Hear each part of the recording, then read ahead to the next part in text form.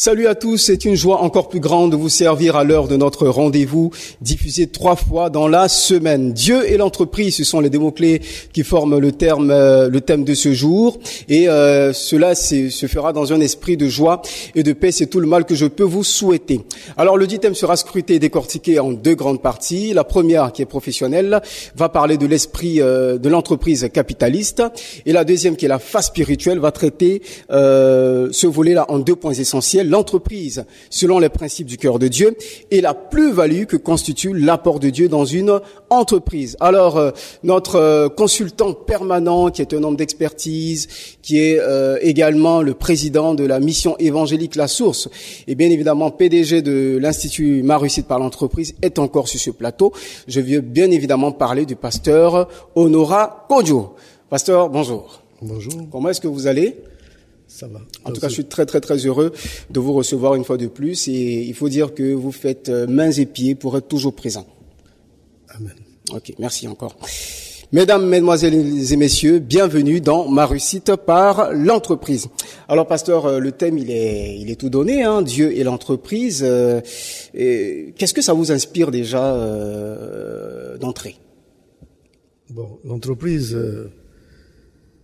c'est quelque chose qui est très important, parce que quand on n'entreprend pas, on ne mange pas. Donc l'entreprise veut dire poser des actes, concevoir des choses et tirer des profits de ces choses. Alors, d'entrée de jeu, je voudrais situer le problème. Alors ici, lorsque nous prenons le livre de Genèse, la Bible nous dit, Genèse 2, à partir du verset 15, « L'Éternel prit l'homme et le plaça dans le jardin d'Éden pour le garder et le cultiver. » Alors, ce qui nous amène à dire que la première entreprise qui a été conçue sur la terre, c'est l'homme lui-même. L'homme est la première entreprise de Dieu.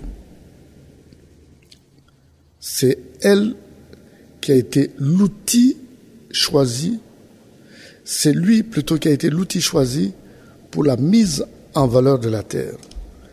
Ensuite, l'homme lui-même a développé une entreprise, puisqu'il est dit que c'est l'homme qui va cultiver, l'homme qui va garder. Cultiver veut dire mise en valeur, garder, c'est le début de l'économie. Oui. Parce que l'économie est basée sur le reste. C'est-à-dire, c'est quand il y a un reste qu'on met à la banque, c'est quand il y a un reste qu'on fait des prévisions là-dessus. Donc, voici tout le système qui est là. La première entreprise, c'est l'homme lui-même, qui est l'entreprise de Dieu. Et la deuxième entreprise, c'est ce qu'il fait de l'ouvrage de ses mains. Si nous partons de là, tout de suite, d'entrée de jeu, oui, nous verrons qu'il y a une corrélation directe entre l'homme et Dieu. Ok, merci pasteur pour ces propos liminaires. La première entreprise, c'est la première entreprise de Dieu, c'est l'homme. Alors, nous allons automatiquement rentrer dans le vif du sujet en abordant le premier volet de notre entretien, de ce thème. C'est l'entreprise capitaliste. Je vais parler du plan professionnel. Alors, l'entreprise, vous le savez, c'est une unité de production qui produit des biens, mais l'entreprise capitaliste, elle appartient à un propriétaire, et on le sait un peu sous nos tropiques que déjà c'est pas évident de créer une entreprise, mais là elle appartient à un propriétaire, et dès l'instant où son entreprise est soumise aux lois juridiques, est-ce que on peut dire que ce système capitaliste de l'entreprise est mauvais? Bon, c'est le système, l'entreprise, elle est capitaliste en principe. Ou elle est capitaliste, ou nous sommes dans un système communiste où le capital est donné par l'État. Donc c'est un système dirigé par l'État, et l'autre c'est un système dirigé par l'entreprise privée, c'est-à-dire soit un groupement d'hommes, soit un homme lui seul. Alors voici les 2 types en général d'entreprises que nous voyons. Souvent nous avons tous les pays qui étaient communistes sont passés par ce qu'on appelle un gouvernement d'État. Tous les investissements proviennent de l'État. C'est l'État qui tire les ficelles, c'est l'État qui fait toutes choses, qui habille les gens, qui les met en uniforme. C'est l'État qui contrôle la productivité. Maintenant, dans le système capitaliste, c'est différent. Ça peut être un groupement de personnes, ça peut être une personne, mais l'État joue le rôle d'arbitre avec des lois, comme vous avez dit, les lois pour permettre à ce que chaque parti puisse se trouver à l'aise. Mais est-ce que cela est important ou non?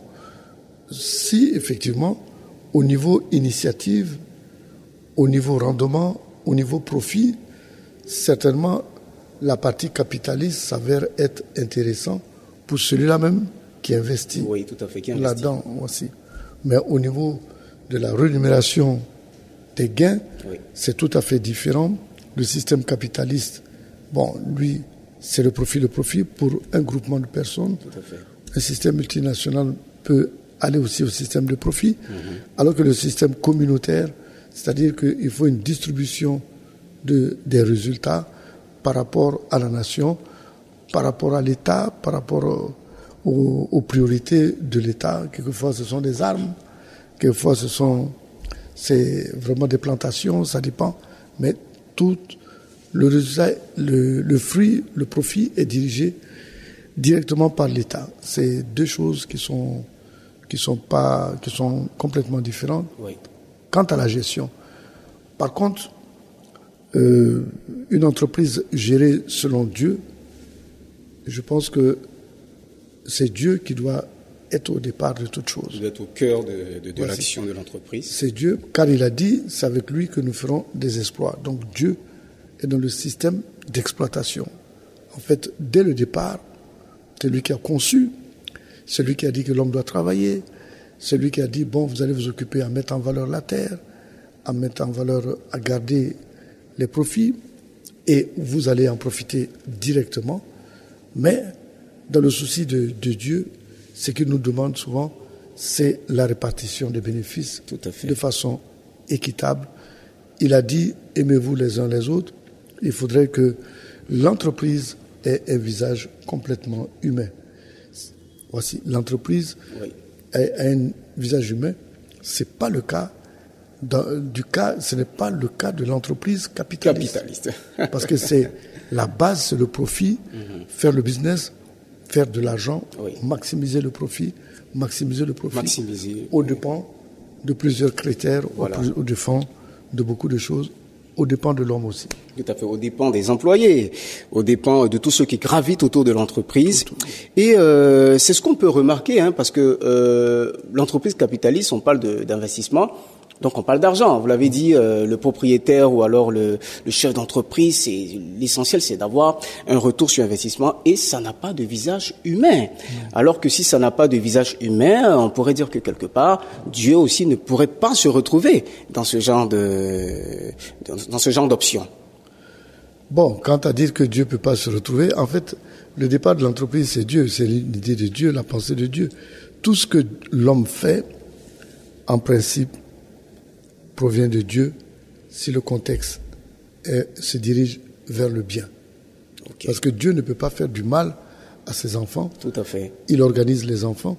Par exemple, au ciel, il n'y a pas d'argent. Oui.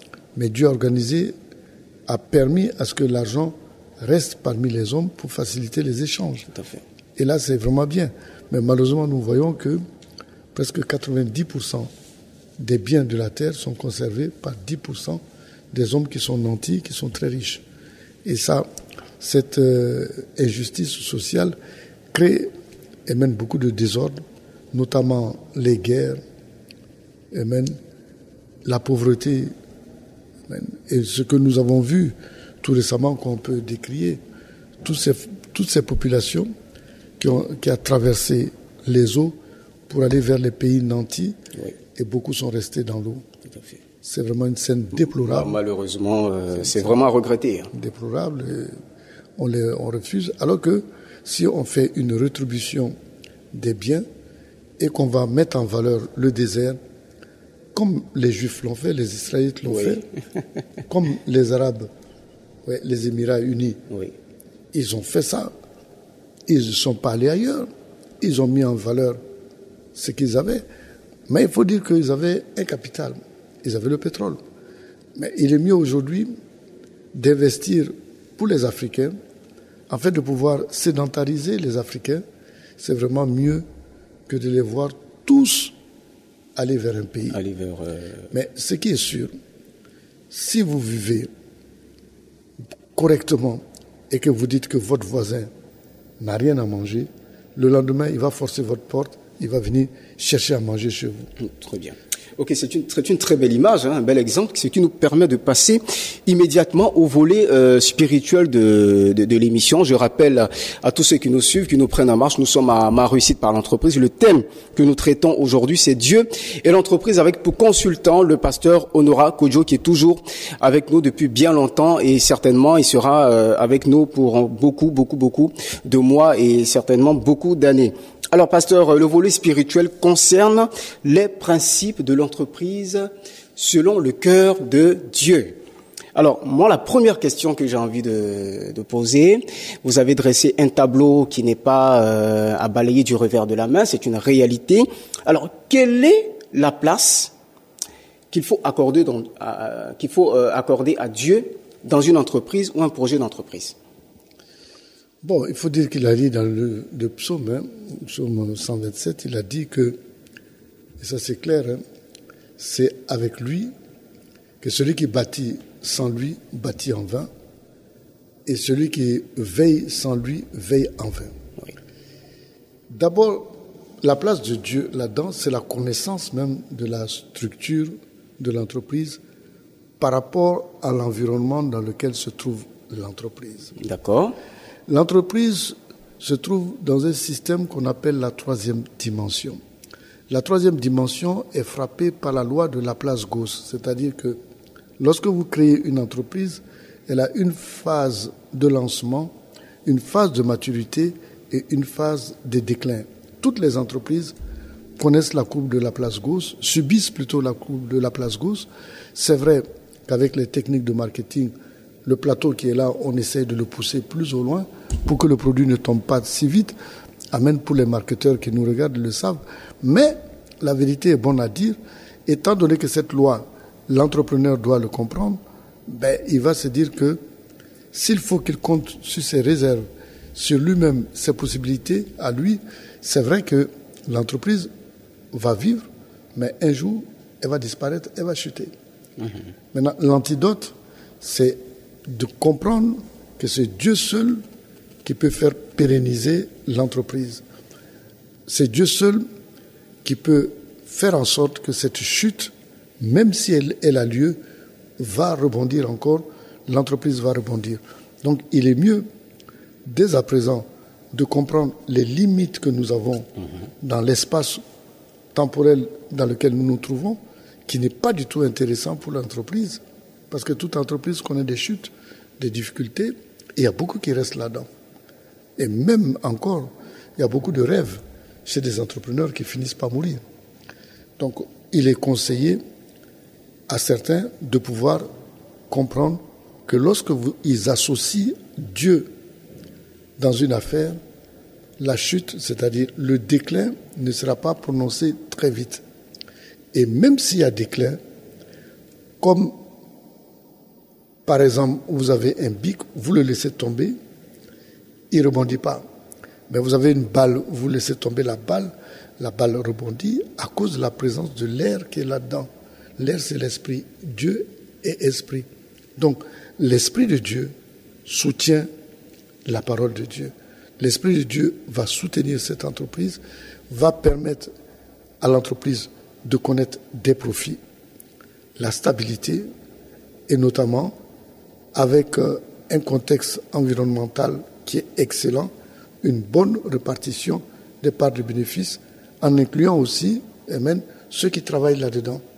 Parce que lorsqu'on met Dieu quelque part, il faut mettre la justice en place. Okay. Donc ceux qui sont là, les travailleurs, le service des ressources humaines va bien travailler.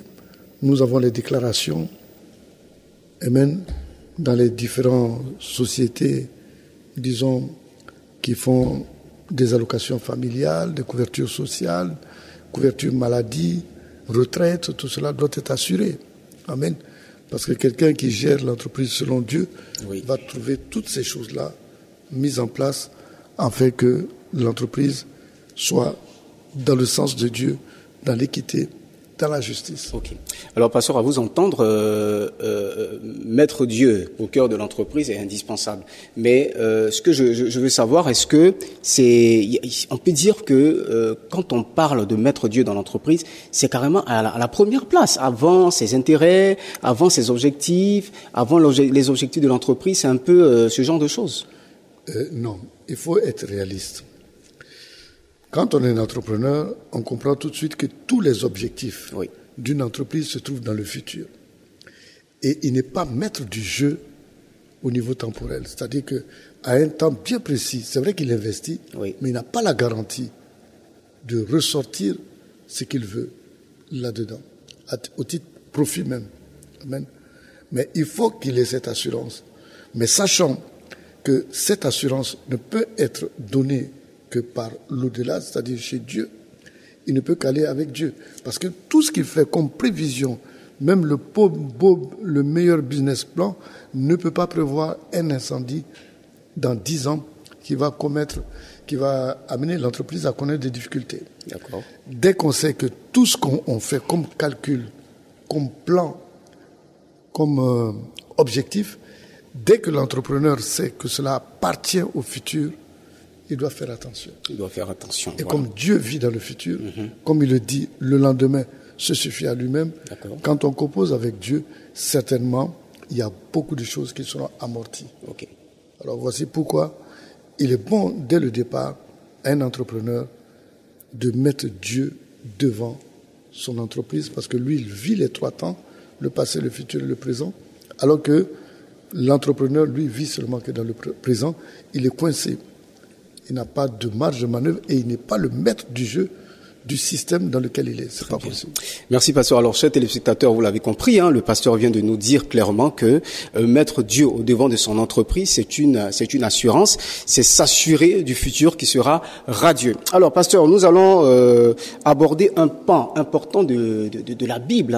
Vous le connaissez, en tant qu'homme de Dieu, vous avez beaucoup d'expérience, vous avez enseigné beaucoup de personnes sur les fruits bibliques. Alors, quand on parle de l'histoire d'Abraham, on estime que c'est une histoire fabuleuse, tout simplement parce que selon mes recherches, je me suis rendu compte qu'Abraham était le premier entrepreneur selon le cœur de Dieu. Est-ce que cela est juste de le dire? Le premier entrepreneur, c'était Adam. D'accord. C'est Adam à qui Dieu a confié toute la terre, qui est le premier entrepreneur. Abraham est un personnage pas mythique, mais c'est un personnage véritable, emblématique, de la Bible, qui a eu cette grâce de connaître Dieu, de savoir qui est Dieu et de marcher avec Dieu. Oui. On l'appelle le père de la foi. Il a tellement cru en Dieu qu'il a accepté de donner son fils en sacrifice, Isaac, pour respecter la parole de Dieu. Pourquoi? Parce que lui, il sait qui est Dieu.